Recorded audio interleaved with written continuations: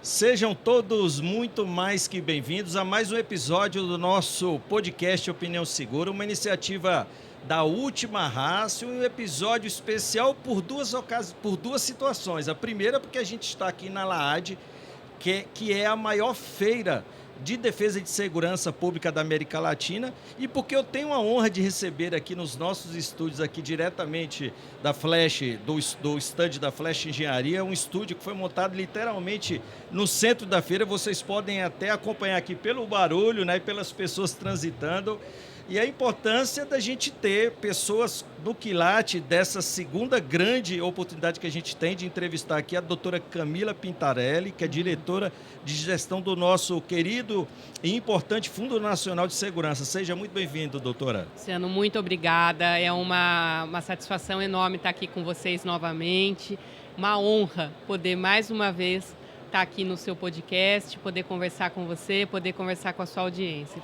E nós sentimos muito orgulhosos porque sabemos da agenda apertada da senhora, sobretudo num evento como esse, em que a senhora o tempo todo passou aqui umas 3 vezes. Exato. Dando tchauzinho, trabalhando, porque a gente sabe que a senhora não para, né? E nós tivemos a oportunidade de fazer uma entrevista, mostra vídeo, o pessoal gostou muito, sobretudo pelo que a gente aprendeu a respeito do Fundo Nacional de Segurança. A senhora falou, foi um tempo curto, mas a senhora nos ensinou muito. E eu não podia perder a oportunidade de convidar a senhora novamente para, nesse curto espaço de tempo que a gente tem, para a senhora poder trazer as novidades, que eu sei que a senhora tem trabalhado muito para a expansão e o acesso ao Fundo Nacional. Muito obrigado pela confiança. Eu que agradeço. A gente está aqui realmente na Feira LAAD. Para nós é uma oportunidade gigantesca para estar em contato com a iniciativa privada, com outras iniciativas governamentais na área de segurança pública. Eu faço questão de vir às feiras, e essa especialmente, né, Luciano, é uma feira gigantesca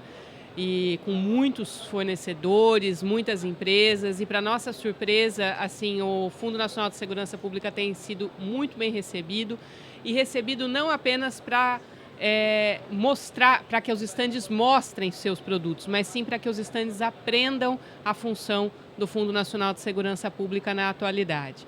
Ontem eu estava aqui no Conselho dos Comandantes Gerais e eu disse que o fundo ele foi concebido nessa atual formação que ele tem, Luciano, em 2018, com aquela legislação do SUSP. O primeiro repasse fundo a fundo foi feito em 2019. Então a gente está diante de um instituto que é relativamente jovem, um instituto novo, e que teve o seu período de maturação, seu período de amadurecimento durante uma pandemia. Então é natural que isso tenha atrasado um pouco, inclusive assim, a concepção e a compreensão desse instituto que se chama Fundo Nacional de Segurança Pública.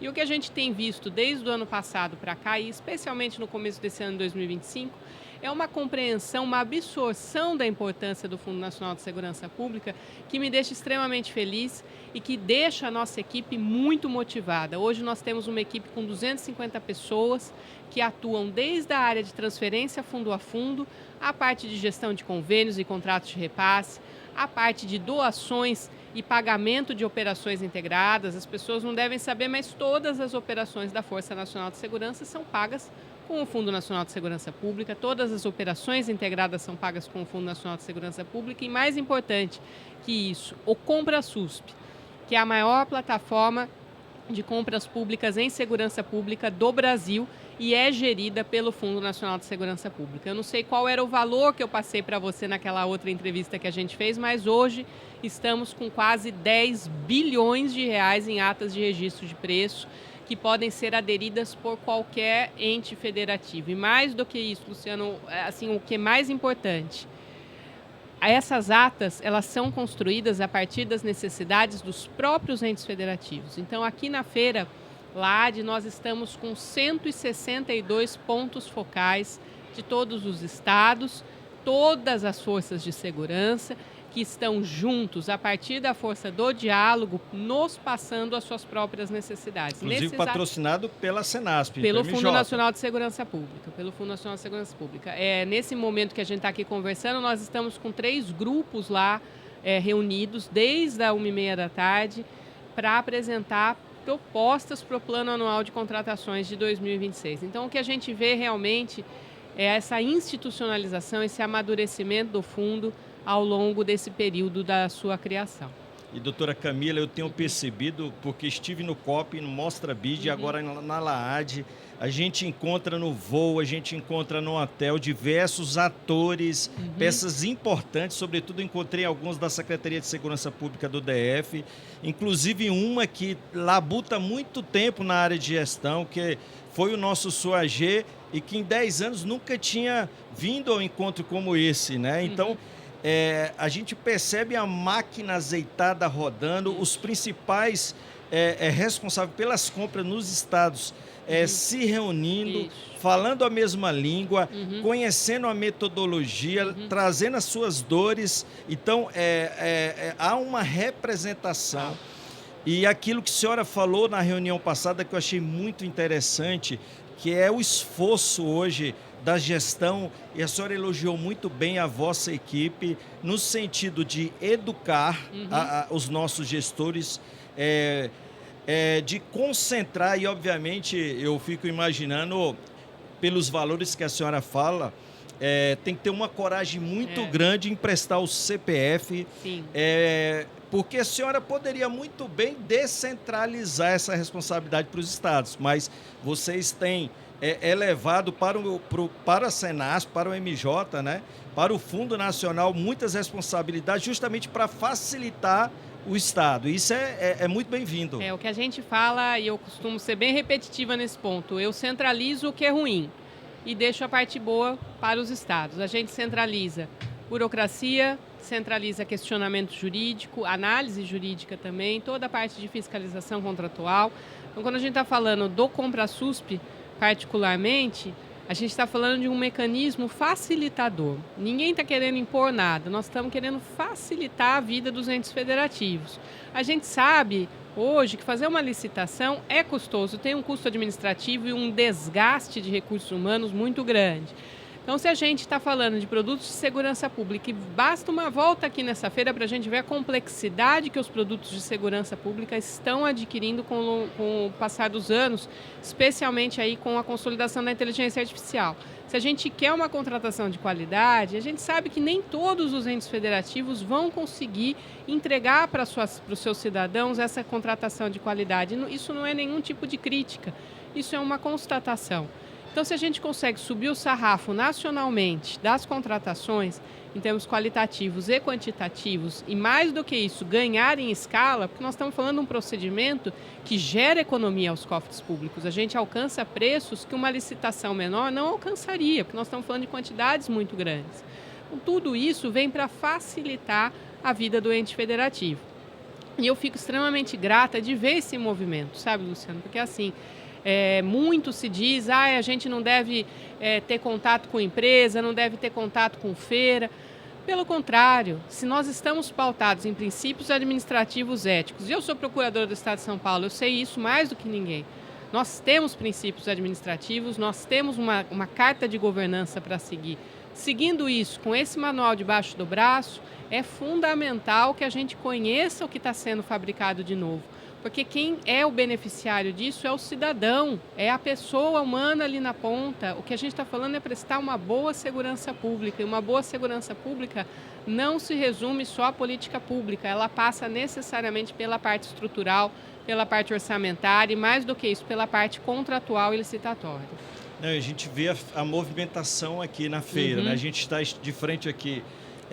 O estande do Conselho Nacional dos Comandantes Gerais, todos reunidos aqui, e tem a oportunidade de uma interação, né? O ministro Lewandowski esteve, conversou com os comandantes gerais, a senhora conversou, eles estão aqui acessando também o que há de ponta, não só da indústria brasileira, mas também produtos e tecnologias do mundo inteiro. Exato. E as empresas estão aqui, né? 5 pavilhões devotados à área de defesa e de segurança. E o que a gente tem falado, doutora Camila, e a senhora tem sido uma articuladora muito importante, que é a valorização da segurança pública, né? Obviamente, e eu já falei isso aqui, eu percebo que no setor de defesa, a articulação das empresas, setor público e o setor privado na área de defesa, por conta inclusive que nos apoia aqui o SIND, que é o Sindicato das Indústrias Brasileiras de Defesa, a questão da própria ABIND, que é uma associação que organiza uma feira que faz essa interconexão, embora as duas também têm uma conectividade, uma valorização das tecnologias voltadas à segurança. A gente tem o COP, que tem se especializado na área de segurança pública. Isso demonstra que, e aí a senhora fala de sarrafo, né, sendo ampliado, é a valorização da área de segurança pública que, por muito tempo, não foi dado a atenção necessária. E eu sempre defendi, a senhora sabe, na edição passada da nossa entrevista, eu já havia falado da RENAESP, do MJ, e vejo com muito bons olhos o Fundo Nacional de Segurança, que, como a senhora falou, é novo, as corporações ainda estão aprendendo, e eu vejo e sou testemunha de várias consultas que são feitas pela Secretaria de Segurança Pública do DF, né? Mando até um grande abraço ao nosso doutor Sandro Avelar, que nosso secretário. Aqui, eu acabei de falar com ele. Inclusive, ele prometeu uma entrevista aqui. Então, todos os problemas que surgem, as dúvidas, a gente faz uma consulta, né, ao fundo, percebemos que aquilo que não está escrito de uma maneira muito precisa, o Fundo Nacional ele tem flexibilizado para que a gente chegue a um denominador comum, né? Exato. O que a gente tem feito é uma gestão que é uma gestão down-top, né? Não é top-down. Primeiro a gente escuta quem de fato vai receber isso, quem vai receber produto, quem vai receber dinheiro, quem vai receber o fundo a fundo. Não adianta nada, Luciano, a gente ter a gestão de algo tão grandioso e tão transformador como o Fundo Nacional de Segurança Pública e querer impor coisas à federação. Não é assim que funciona. Nós precisamos respeitar as necessidades do nosso Brasil. A gente está falando de um país continental. Na segunda-feira eu estava aqui em reunião com o pessoal da Secretaria de Segurança Pública do Rio de Janeiro, e no Rio de Janeiro, retroescavadeira é um item de segurança pública. É comprada com recursos do Fundo Nacional de Segurança Pública. Então a gente precisa respeitar essa realidade federativa tão vasta e tão magnífica que nós temos no país. Cada um tem a sua dor, né? Que se reflete naturalmente na segurança pública. Isso é fato. Assim, se eu tenho um determinado estado com uma determinada necessidade por conta da sua cultura, da sua conformação geográfica, isso vai refletir em todas as áreas de governo e todas as áreas administrativas. Então eu preciso que o recurso chegue na ponta apto a ser executado. E isso vai ao encontro justamente do que você está falando. Nós percebemos que algumas questões normativas que disciplinavam o repasse de recurso ou disciplinavam a relação com os entes federativos, na verdade não estavam ajudando, elas estavam engessando o Fundo Nacional de Segurança Pública.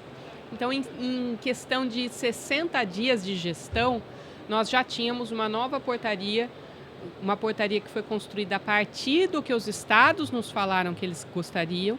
Nós arredondamos isso, retiramos algumas exigências, algumas imposições e editamos essa portaria. A portaria 685 foi assinada pelo senhor ministro Ricardo Lewandowski. Desde então, a gente tem trabalhado nessa crescente, nesse fortalecimento do diálogo. E vou lhe dizer, Luciano, isso eu não preciso estar aqui defendendo. Isso a gente tem defesa em números. No ano de 2024, nós batemos o maior recorde de execução do Fundo Nacional de Segurança Pública na parcela que é repassada aos estados, no fundo a fundo. Quando eu cheguei no Fundo Nacional de Segurança Pública em março do ano passado, a maior reclamação dos estados era: vocês mandam um recurso, mas eu não consigo executar.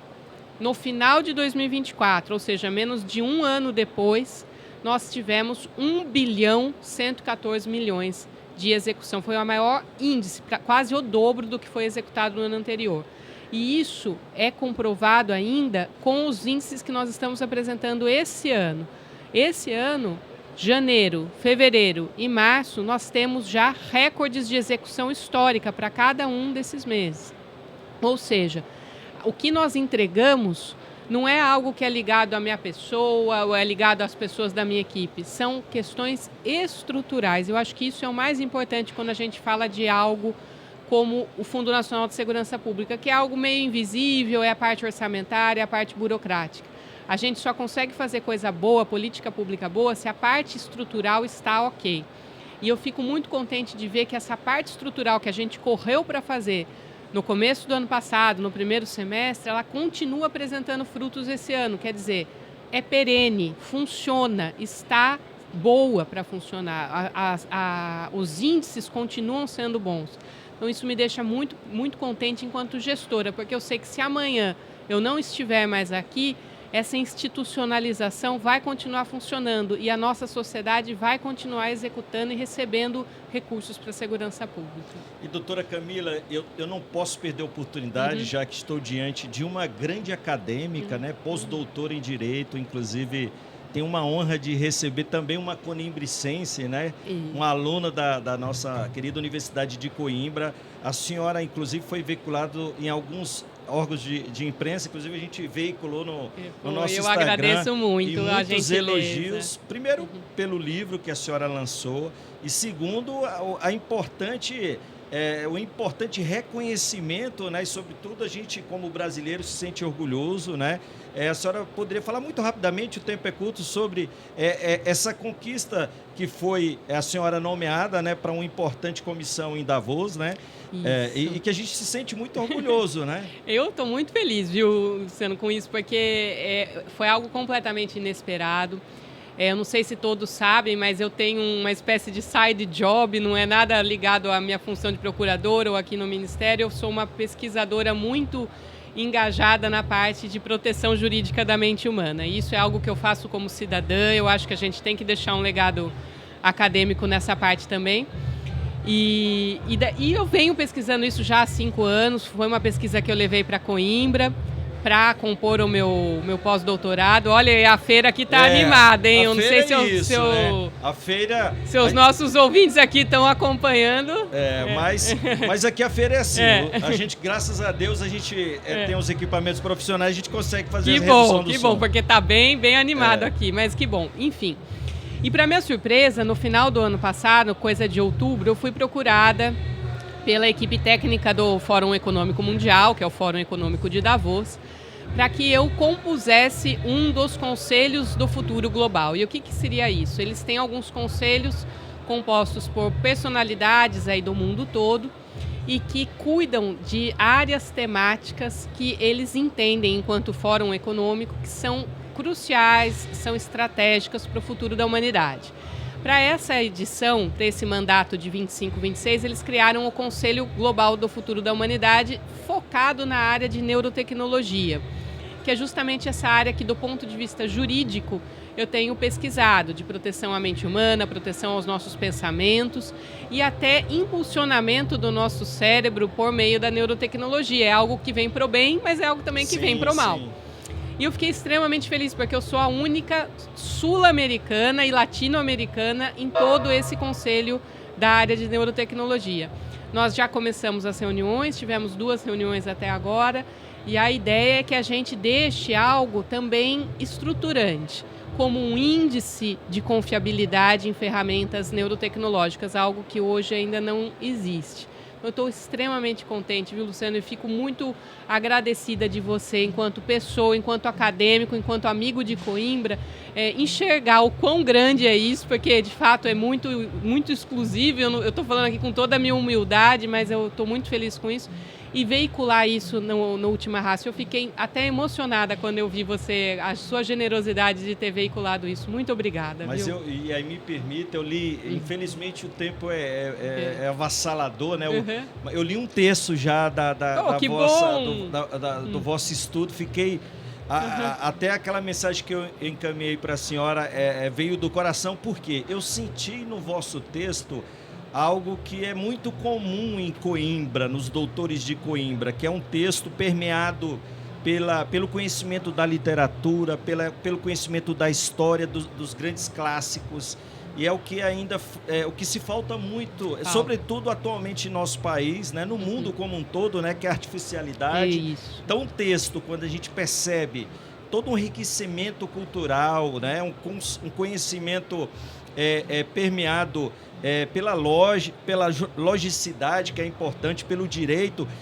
E aí eu me vi ali lendo um texto dos nossos grandes doutores de Coimbra. Olha, isso ficou para mim muito candente. Então, o elogio foi nesse sentido e, sobretudo, numa área que a gente tem pouquíssimas ou quase nenhuma literatura no nosso país. Não é à toa que a senhora, podemos dizer, teve esse reconhecimento, né?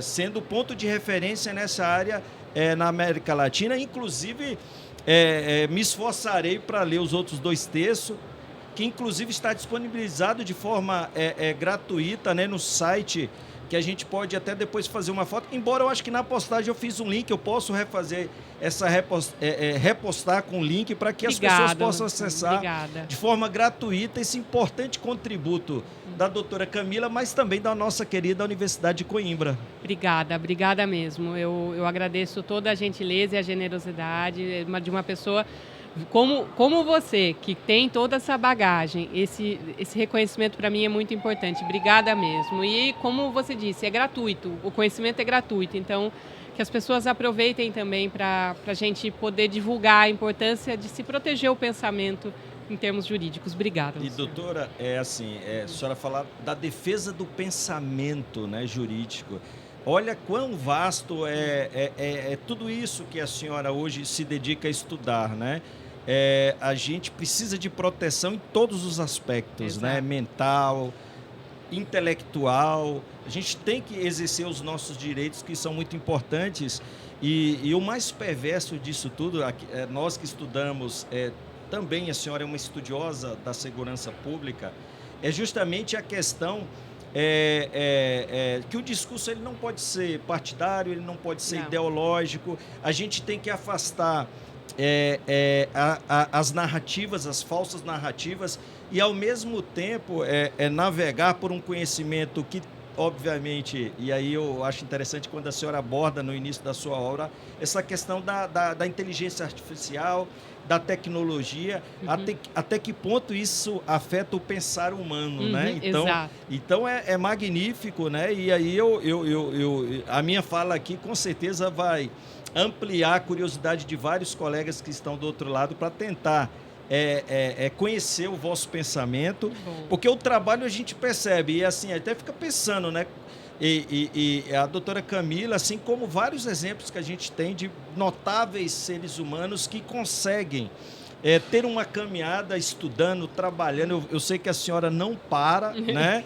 É muito nova, mas assim, com grandes entregas já para o Brasil, pelas funções que a senhora passou, e eu não tenho dúvida que a escolha para a senhora para gerir esse importante fundo foi uma acertada escolha do governo, e parabéns por quem escolheu a senhora. Obrigada, eu fico extremamente feliz com todas essas palavras tão cheias de carinho e de generosidade. Não é sempre que a gente tem a oportunidade de escutar, então realmente eu fico muito feliz e muito agradecida. E o que a gente faz é, como você disse, a gente faz com técnica, com isenção, e querendo o melhor. O interesse público é sempre o que permeia tanto a minha parte acadêmica como a parte de trabalho. Eu estou aqui hoje, posso não estar aqui amanhã, mas o interesse público sempre vai persistir. Eu acho que isso que é o mais importante, a gente fazer uma entrega que quem que está lá na ponta, que é o cidadão, vai ser o principal beneficiário disso. Então eu queria agradecer, inclusive agradecer o lisonjeiro convite que você me fez para estar aqui mais uma vez. Conte sempre comigo, é um prazer enorme falar no seu podcast, porque eu sei da qualidade, eu sei do quanto os ouvintes gostam de escutar as conversas que você proporciona, e eu fico extremamente honrada por estar aqui. Obrigada, viu? Muito obrigado, doutora Camila. Tivemos a honra de entrevistar uma cidadã conibricense, né, referência na América Latina, inclusive ganhando um assento em Davos, né? E a gente se sente muito orgulhosos como brasileiros, né? E ela, que é gestora, né, diretora de gestão do Fundo Nacional de Segurança Pública, foi uma honra tê-la aqui. Espero vocês no próximo podcast Opinião Segura. Forte abraço a todos.